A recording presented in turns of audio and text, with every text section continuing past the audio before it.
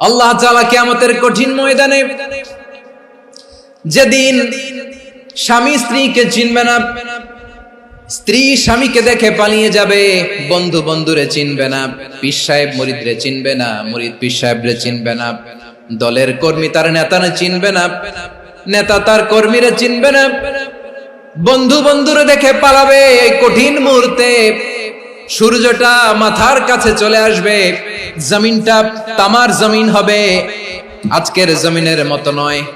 মানুষ ঘর্মাক্ত, ক্লান্ত, শ্রান্ত মাথার মগজগুলো কানের ছিদ্র আর নাকের ছিদ্র দিয়ে বেয়ে বেয়ে পড়বে।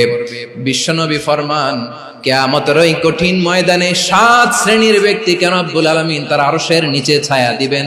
তার মধ্যে প্রথম শ্রেণীর ব্যক্তি হলো ইমামুন আদিল, যে ইনসাফের সাথে বিচার করে, যে জাস্টিস সমাজে সার্ভ করে, যে সুশাসন নিশ্চিত করে, ওই ইমামুন আদিল। আদিল শব্দটা বুঝছেন না? ইন্নাল্লাহা ইয়া'মুরু বিল আদল, পাইছেন?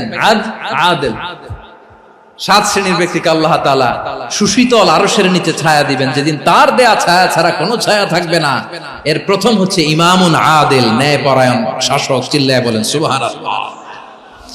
আবার বিশ্বনবী বললেন, ইন্নাল মুকসিতিনা ইনদাল্লাহি আলা মানাবিরা মিন নূর আন ইয়ামিনির রহমান। কিয়ামতের দিন যারা ন্যায় পরায়ণ হিসেবে আল্লাহর সামনে দাঁড়াবে, কিয়ামতের দিন রব্বুল আলামিন তার আরশের ডান দিকে ওই ন্যায় পরায়ণ লোকদের জন্য আরশের ডান দিকে একটা নূরের মিম্বারে তাদেরকে বসার সুযোগ করে দিবে।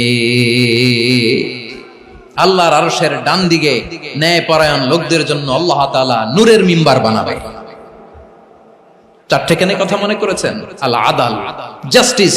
ইন্নাল্লাহা ইয়া'মুরু বিল আদল। আল্লাহ তাআলা এই আদালতের নির্দেশনা দেন, সুবিচার, সুশাসন। প্রিয় ভাইয়েরা, এটা আমরা বাংলাদেশে চাই কি চাই না?